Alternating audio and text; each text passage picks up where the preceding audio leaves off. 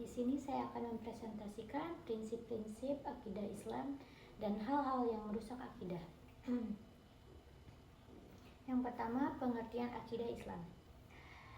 Akidah Islamiyah adalah suatu cabang keilmuan terapan yang wajib diketahui oleh seluruh umat Islam sebagai pengajaran akan pokok keimanan yang membentuk mentalitas dan keyakinan. Maka akidah Islamiyah akan berpengaruh menggerakkan seseorang untuk lebih bersemangat dalam upaya mengisi kehidupannya sebagai bekal menempuh perjalanan setelah masa kematian. Selanjutnya ada prinsip-prinsip akidah Islam. Yang ke-1, menumbuhkan dan membina dasar-dasar keimanan yang terdapat dalam jiwa manusia sejak lahir.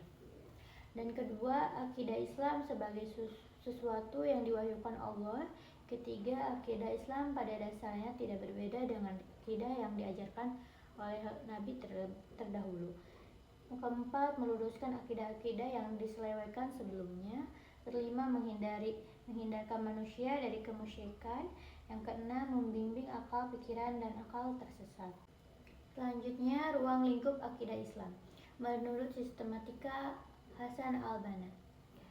Yang ke-1 ada ilahiyat. Ilahiyat adalah akidah yang membahas tentang segala sesuatu yang berhubungan dengan Allah, seperti bagaimana wujudnya Allah, apa saja nama-nama dan sifat Allah, apa saja perbuatan-perbuatan Allah, dan selain sebagainya. Yang kedua, nubuwat.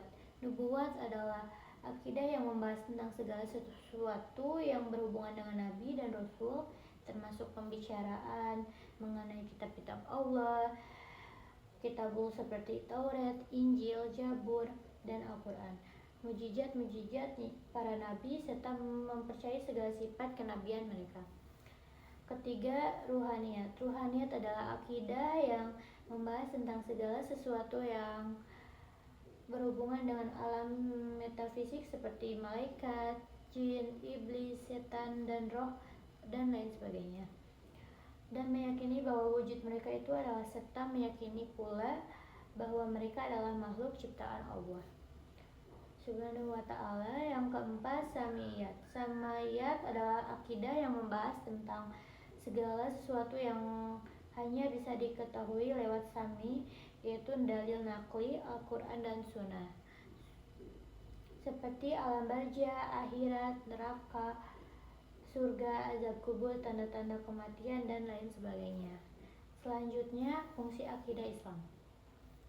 Fungsi akidah Islam ada 7 fungsi. Yang pertama, agar seseorang bisa melaksanakan ibadah dengan tertib. Kedua, agar memiliki akhlak yang mulia. Ketiga, menghindarkan diri dari perilaku yang menyimpang. Keempat, agar manusia beriman kepada Allah. Yang kelima, menghindari diri dari perselisihan dan pertentangan. Keenam, agar manusia berlaku adil dan saling tolong-menolong terhadap sesama. Dan yang ketujuh, agar manusia yakin terhadap keberadaan Allah supaya menjalankan perintah dan menjauhi larangannya. Hal-hal yang merusak akidah: syirik, tahayul atau kufarat, kafir, kufur, nifak, murtad, munafik, riya, ananiyah, zalim, hasad, dan maksiat. Selanjutnya, syirik. Syirik yaitu menjadikan sesuatu selain Allah sebagai Tuhan yang disembah dan ditaati. Jenis syirik ada syirik besar, syirik kecil, dan syirik tersembunyi. Syirik besar, seorang yang menjadikan sesuatu sekutu selain Allah yang ia sembah dan mentaati, sama seperti ia menaati dan menyembah Allah. Yang kedua, syirik kecil, menyamakan sesuatu baik benda maupun makhluk selain Allah dengan Allah dalam bentuk perkataan maupun perbuatan. Ketiga, syirik tersembunyi. Syirik yang tersembunyi dalam hakikat kehendak hati, upaya lisan berupa penyerupaan Allah dengan makhluk. Dan selanjutnya ada tahayul atau kufarat. Tahayul merupakan kepercayaan terhadap sesuatu yang dianggap memiliki kekuatan, terutama kekuatan magis, tanpa didasari bukti kebenaran. Sedangkan kufarat adalah cerita, tahayul atau cerita yang tidak dapat dipercaya kebenarannya karena tidak masuk di akal sehat. Selanjutnya ada kafir atau kufur.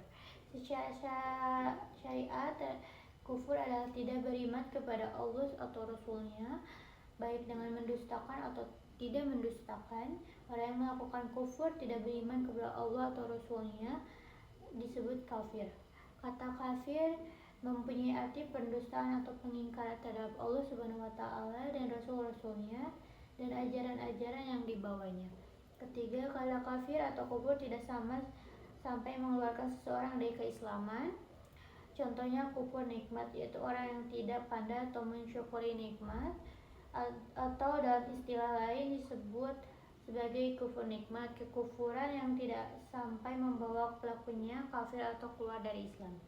Keempat, secara istilah kafir adalah orang yang menantang, menolak kebenaran dari Allah Subhanahu wa taala yang disampaikan oleh Rasulnya. Dilihat dari istilah, dikatakan kafir sama dengan non-muslim, yaitu orang yang tidak mengimani Allah dan Rasul-Rasulnya serta ajarannya. Selanjutnya nifak. Nifak menurut syariat berarti menampakkan keislaman dan kebaikan tetapi menyembunyikan kekufuran dan kejahatan. Dinamakan demikian karena dia masuk pada syariat dari satu pintu dan keluar dari pintu yang lain. Murtad. Murtad adalah istilah yang merujuk pada seseorang yang meninggalkan atau keluar dari agama Islam setelah sebelumnya memeluknya baik melalui ucapan, perbuatan maupun keyakinan. Istilah ini juga merujuk pada penolakan terhadap prinsip dan tujuan dalam konteks keagamaan. Seseorang yang murtad dianggap telah berpaling dari agamanya. Ada munafik. Munafik adalah seseorang yang secara lahiriah menunjukkan keimanan dan kepatuhan terhadap ajaran agama, tetapi di dalam hatinya menyembunyikan kekafiran, kebencian, dan keraguan. Ciri-ciri orang munafik. Dalam sebuah hadis Rasulullah SAW menyebutkan 3 tanda utama orang munafik. Jika berbicara ia berdusta, jika berjanji ia mengingkari, dan jika diberi amanah dia berkhianat. Di sini ada riya. Riya adalah dalam Islam adalah perbuatan pamer atau menampakkan amal kebaikan untuk mendapatkan pujian dari manusia, dan ini termasuk dosa besar, dapat menghapus pahala amalan. Riya sangat dibenci Allah Subhanahu wa taala karena niatnya tidak ikhlas karena Allah semata, melainkan ada unsur lain seperti ingin dihargai atau dipuji oleh orang lain, serta termasuk jenis syirik kecil menyekutukan Allah. Amaniyah adalah sifat egois yang mementingkan diri sendiri tanpa memedulikan orang lain. Kata ini berasal dari bahasa Arab, yaitu ana, yang berarti aku. Sifat ini dianggap tercela dalam banyak ajaran termasuk Islam karena merusak hubungan sosial, dapat berkembang menjadi sifat buruk lain seperti sombong dan kikir. Contoh sikap ananiyah: tidak mau berbagi, selalu ingin menang sendiri, enggan mendengarkan pendapat orang lain, dan mengutamakan kebutuhan diri sendiri di atas kepentingan orang lain. Zalim. Zalim adalah perbuatan yang tidak adil, kejam, bengis, atau sewenang-wenang yang merugikan orang lain dan melampaui batas.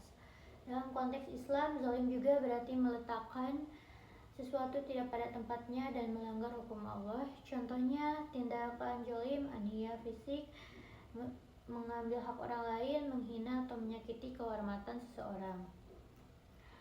Hasad. Hasad adalah sifat iri atau dengki yang sangat berbahaya, yaitu perasaan tidak senang melihat kebahagiaan atau keberuntungan orang lain dan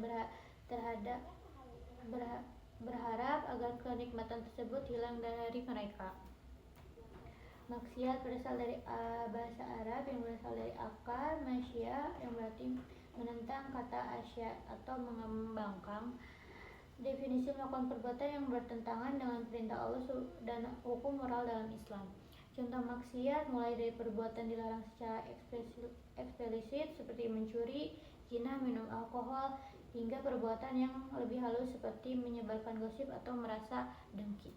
Dan terakhir, cara menentang diri agar terhindar dari hal-hal yang merusak akidah.